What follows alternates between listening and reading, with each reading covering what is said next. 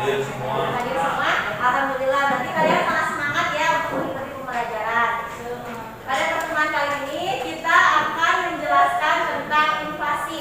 Tapi sebelum Ibu menjelaskan tentang inflasi, tentunya Ibu akan mengulang kembali materi pada pertemuan kemarin. Pada pertemuan kemarin ini kita sudah membahas pengertian inflasi dan juga jenis-jenis penyebab inflasi. Nah, ada yang ingin menyampaikan apa itu pengertian inflasi?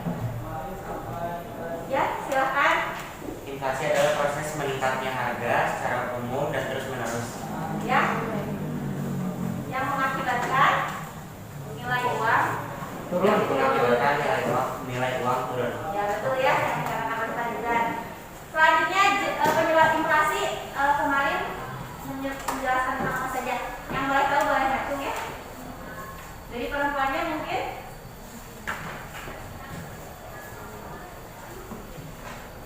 Penyebab inflasi ini ada 3 ya. Yang paling itu yang pertama meningkatnya permintaan atau demand pull inflation. Yang kedua meningkatnya biaya produksi atau fast food inflation. Kemudian yang ketiga adalah tingginya jumlah uang beredar ya. Nah, sekarang pokok pembahasannya yang akan kita bahas yaitu mengenai jenis-jenis inflasi dan juga menghitung inflasi. Ibu harapkan kalian mampu memahami tentang materi inflasi ini melalui berbagai kajian literatur secara lengkap, teliti, sehingga mampu menumbuhkan sikap rasa ingin tahu, sikap jujur, disiplin, dan juga sikap tanggung jawab ya. Sebelum kita membahas, di sini ada yang tahu tidak jenis-jenis inflasinya ada berapa? 4. Ya betul ya, betul. Oh ya, bukan. Ini indikator dari ini. Tapi keseluruhannya ada 4. Yang pertama berdasarkan tingkat kemudian yang kedua berdasarkan asalnya. Yang ketiga Berdasarkan asalnya. betul. Yang keempat berdasarkan Penyebabnya. Kita ulang ya. Jenis inflasinya ada berapa? Yang Pertama, yang kedua, yang ketiga,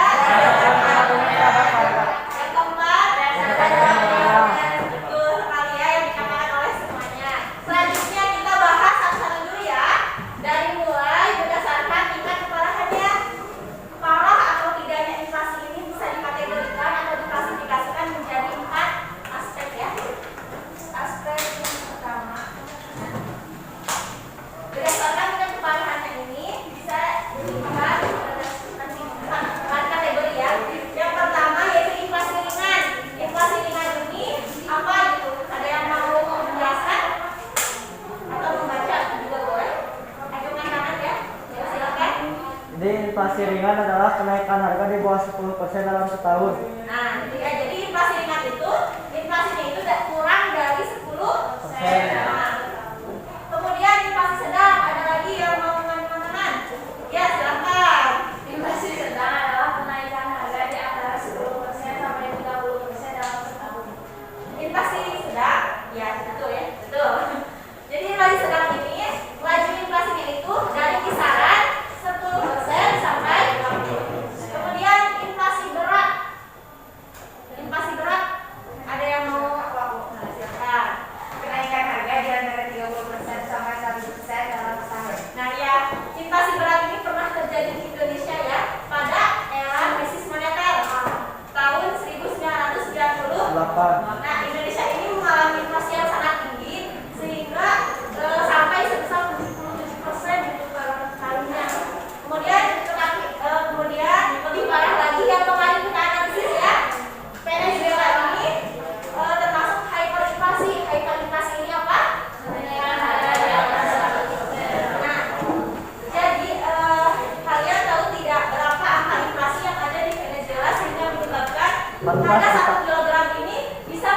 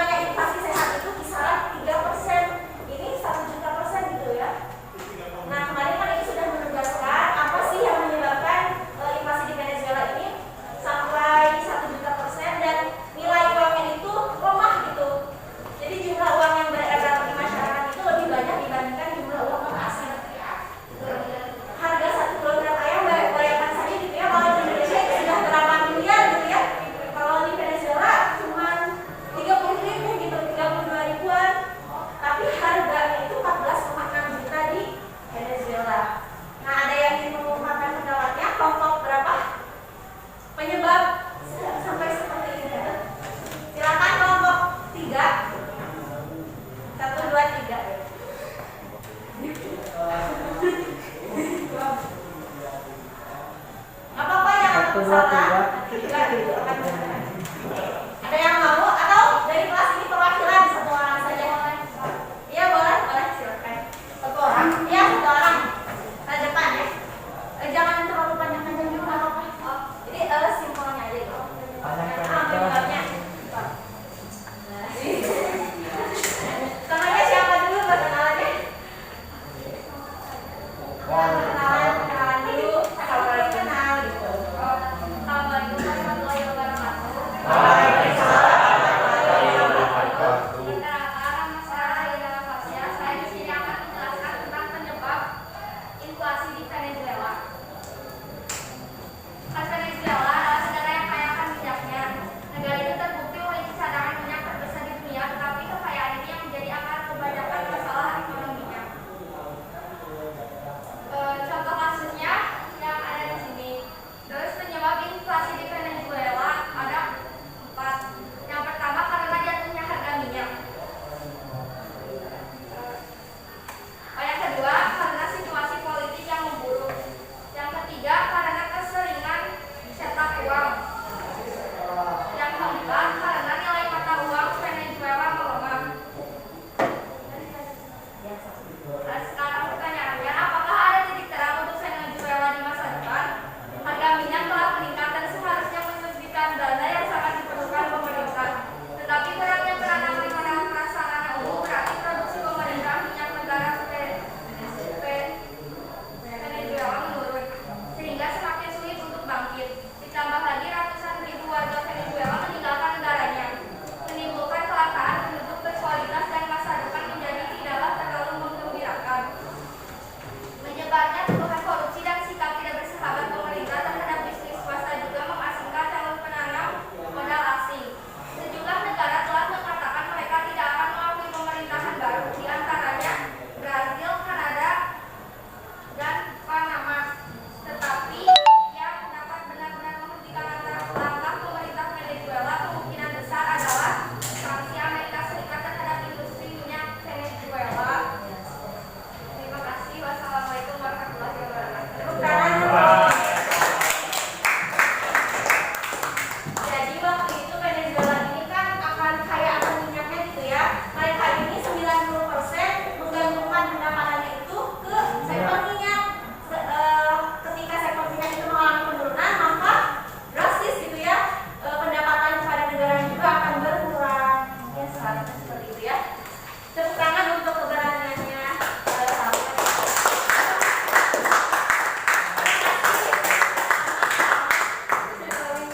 Sama Rahil, Rahil ya maaf ya. Selanjutnya inflasi berdasarkan sumbernya. Nah, inflasi berdasarkan sumbernya ini dibagi menjadi 2 jenis. Yang pertama berasal dari dalam negeri dan yang kedua berasal dari luar negeri. Ada yang mau menjelaskan inflasi dari luar negeri? Ya, baca aja ya, baca aja. Inflasi ini diawali dengan adanya defisit APBN.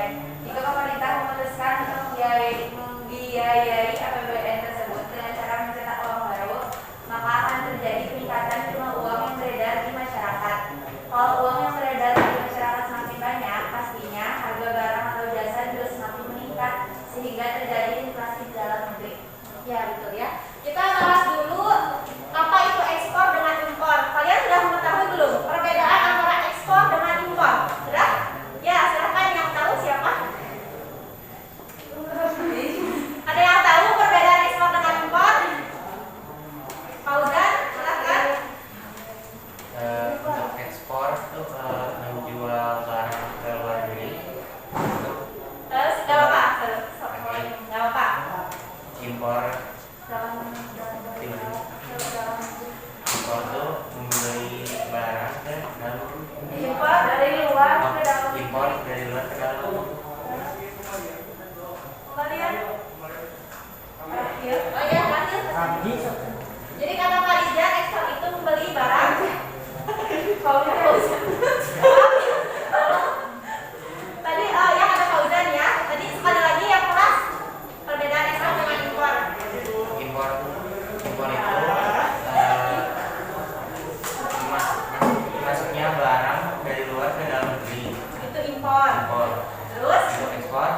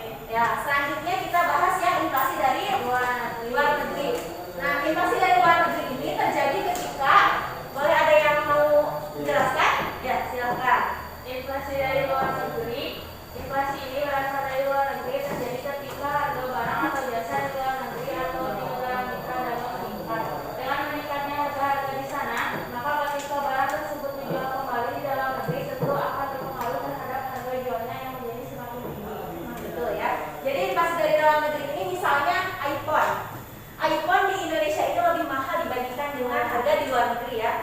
Itu juga termasuk bahan baku industri. Misalkan banyaknya Indonesia ini membeli bahan bakunya itu dari luar negeri, misalnya Jepang. Kita membeli bahan baku untuk mobil ini dari Jepang. Jepang itu sedang mengalami inflasi yang tinggi. Ketika barang itu di Indonesia, maka nanti harga jual motor atau mobil di Indonesia ini dijualnya akan lebih mahal atau tinggi karena di Jepang ini sedang mengalami inflasi. Nah, itu merupakan jadi inflasi berdasarkan ekonomi ini terbagi menjadi berapa? Yang pertama, nah, paham sampai situ? Dan ya, kita lanjut lagi ke inflasi berdasarkan pengaruhnya terhadap harga.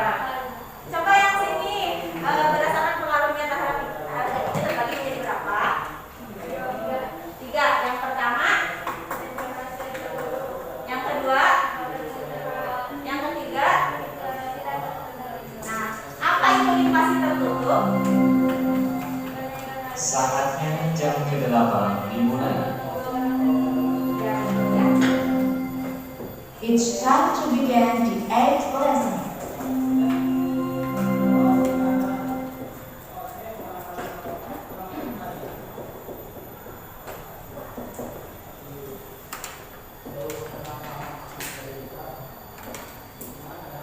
Nah, jadi maksudnya seperti ini, inflasi tertutup atau close inflation ini terjadi adanya kenaikan harga hanya pada barang-barang tertentu saja. Ingat, barang tertentu saja, misalnya harga apa ini? Sandang. Nah, hanya harga sandang aja yang naik gitu ya. Terus hanya harga pangan saja yang naik, hanya harga papan saja yang naik. Itu merupakan inflasi tertutup ya. Kalau inflasi terbuka atau open inflation ini terjadi kenaikan harga pada semua sandang naik, papan naik, pangan juga mengalami kenaikan seperti itu. Kalau inflasi tak terkendali ini inflasi yang sangat tinggi di mana setiap jam ini, setiap saat, setiap hari mengalami kenaikan. Misalnya pada pagi hari harga beras itu Rp6.000, kemudian pada siang hari sudah berubah lagi menjadi 7.000 misalnya ya. Itu sudah inflasinya sudah sangat tinggi gitu ya. Jadi inflasi berdasarkan pengaruh terhadap harganya terbagi menjadi 3. Yang pertama inflasi tertutup, yang kedua, yang ketiga. Nah, selanjutnya kita bahas berdasarkan yang kemarin kan sudah ya berdasarkan penyebabnya, tetapi secara teorinya. Sekarang berdasarkan penyebabnya, ini sudah mengerti ya? Sudah ditulis nggak? Ibu sudah share PPT-nya di Google Classroom, kalian jangan lupa ditulis.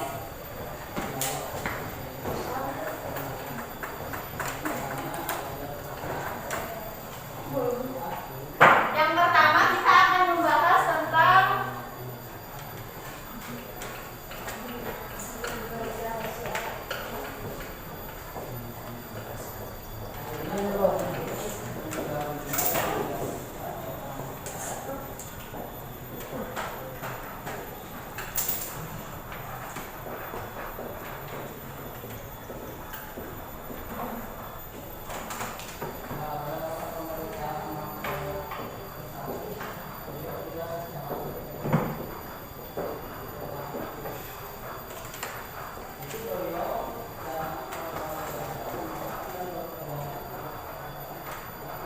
ini kelihatan nggak?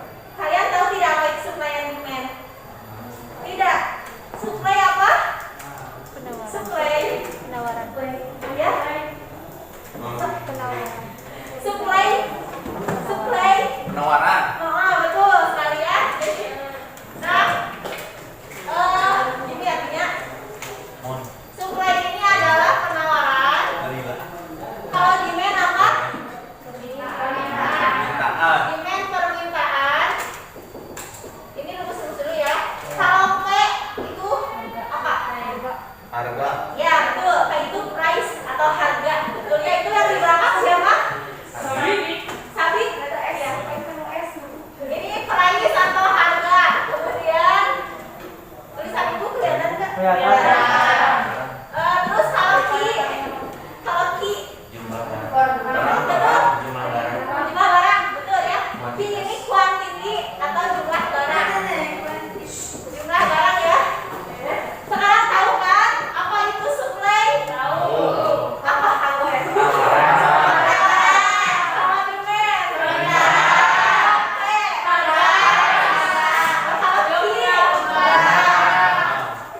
Ya itu jumlah kita jumlah barang. Jumlah barang. Sudah tahu ya berarti ya? Bagus lagi. Ketika sudah berhubungan dengan meningkatnya permintaan, maka otomatis yang mengalami pergeseran itu adalah demand ya. Kita coba baca penjelasannya di sana apa? Berdasarkan permintaan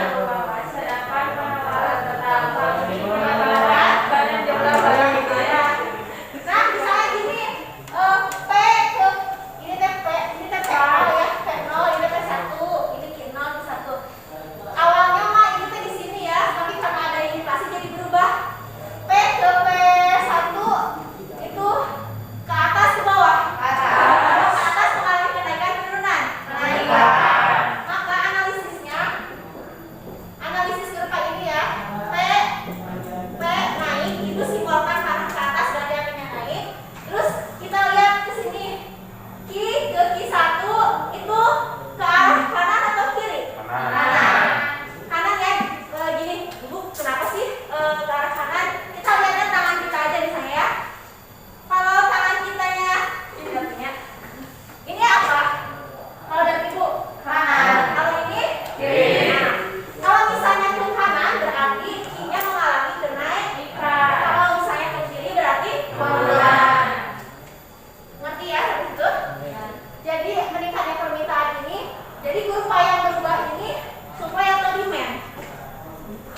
Ini yang bergeser di demand ya. Bergesernya ke arah kanan. Kalau bisa dia bergeser ke arah kiri pasti mengalami penurunan. Ini kan mengalami kenaikan ya. Seperti itu. Jadi kurva demand itu penawarannya mah tetap, tetapi permintaannya berubah sehingga harga menjadi naik dan juga kualitas juga menjadi naik. Nah, seperti itu. Mengerti? Sekarang kita bahas yang kurva satu lagi, kurva cost push inflation. Cost push inflation ya.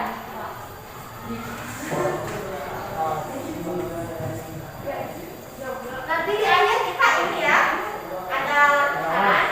Jadi jangan lupa kalian itu harus mencatat sedikit-sedikit. Oh, yang penting-penting gitu.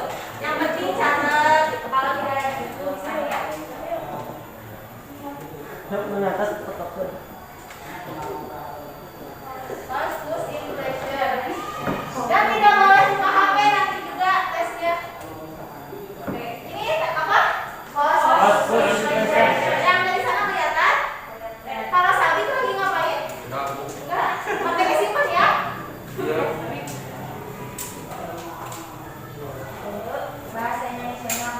Bahasa Indonesia itu meningkatnya biaya produksi. Atau kenaikan biaya produksi. Gimana?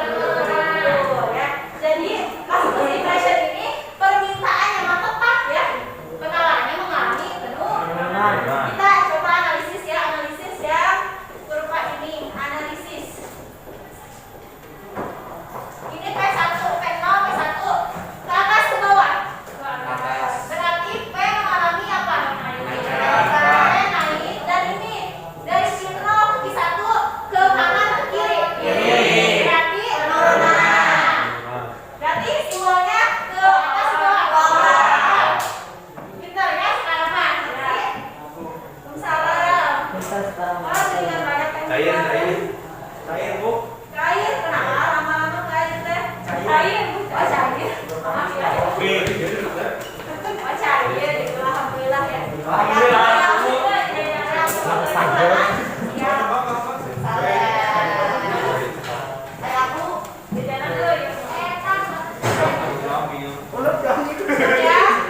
Yang baru masuk udah siap belajar? Siap.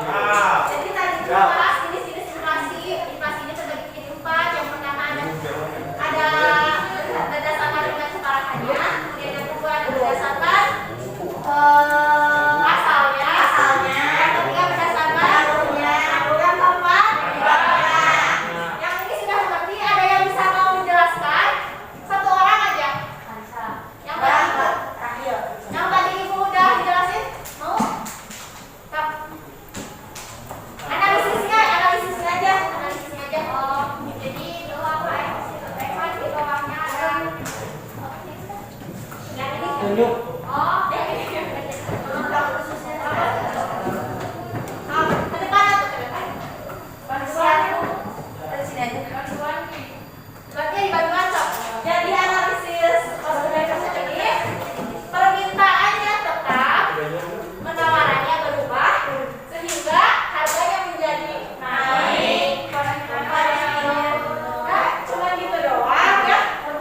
Kuantiti itu jumlah yang baru datang kan kita tes ya. Dasarnya baru datang. Kalau ini artinya apa? Yang baru datang. Supply. Artinya Permen. permen. Survei pasang permen. Survei itu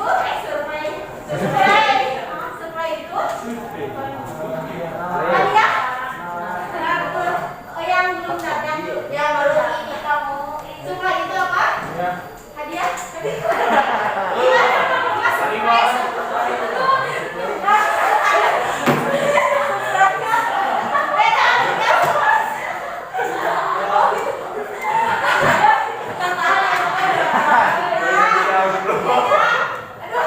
Surprise itu bukan surprise, tapi bukan hadiah, tapi surprise. Betul. Kalau ini apa? Di setiap ada penawaran, ada Bentar. betul. Kalau namanya price harga. Kalau P itu simbolnya itu. Ya, kalau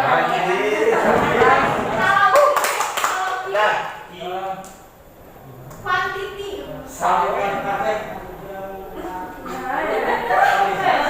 Bukan, udah kualitas. Kualitasnya kan baik. Sudah, ini mah quantity berarti. Betul. Pintar yang mau datang. Berapa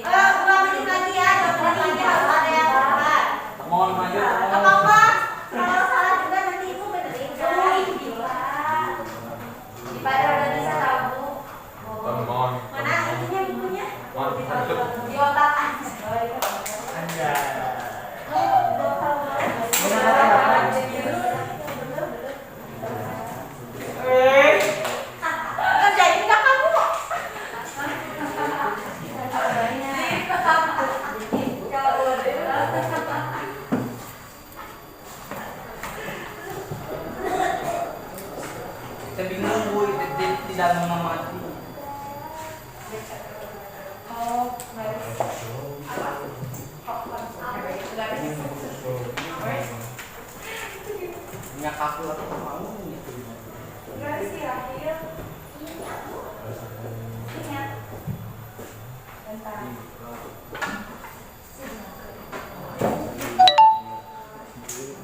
Tetap aja kan.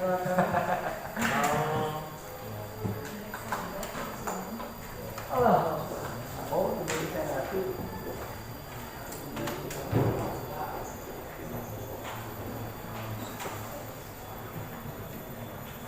Sekarang ada berapa orang yang mau sholat? 15. 20. Oh, 20. Ya, lu pas. Bener? Udah tahu. Kasih ya. Ya pas. Makanya ibu ini buat 20 orang. Ya, siap. Ulangan deh, Bu. Enggak, hostess. ABCD. Hostess, ulangan. Tapi hari ini dikumpulin gitu. Cuma Sama dengan ulangan. sedikit serangan. Rajin. 15. Oh, masuk. Tentuin bagian. Ya, berarti C karena diulangkan ya jawabannya. Tepuk tangan. Siap.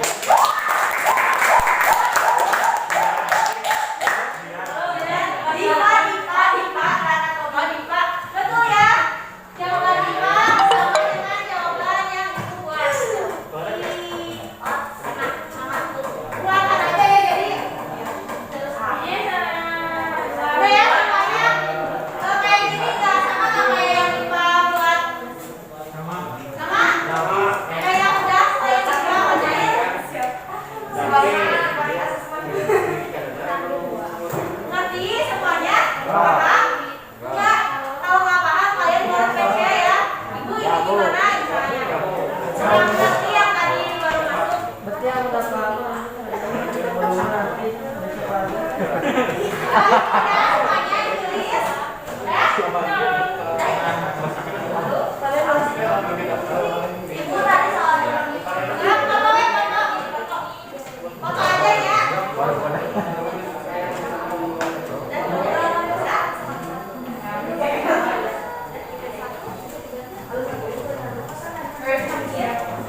Bu, saya foto sana tengah biasa. Ya, kan sampai jam 11.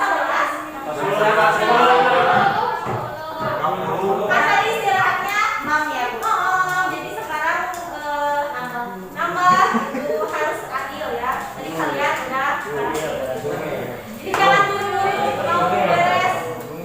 Udah ya semuanya. Nah, 1,8. Nah, terima kasih. Mungkin pertemuan kali ini itu cukupkan sekian, tapi sebelum kita mengakhiri Google Classroom. sebelum kita mengakhiri pembelajaran, kalian isi dulu proses terlebih dahulu ya. Prosesnya dulu isi. Waktunya cuma 5 menit. Udah coba proses. Ada berapa orang? Kaca. 1, 2, 3, 4. Sekarang mikir jam 12. 1, 2, apa arahnya? 3, 4, 5. Oh iya. Benar sih. 2, 3, coba 4, 5. 1, 2, 3, 4, 5. Ada yang belum kebagian nggak? Apa saya? Semuanya udah kebagian? Wah, ada kosong. Itu sakit. Mantap ya, bisa mulai dari sekarang. Di sini, itunya, di sini. Tuh. Waktunya cuma 7 menit. Kesemua dimana? Ini kelas alinnya siapa? Time to begin. Belum ada yang jelasin. Kalau misalnya udah di depan ininya ya. Dipakai. Berarti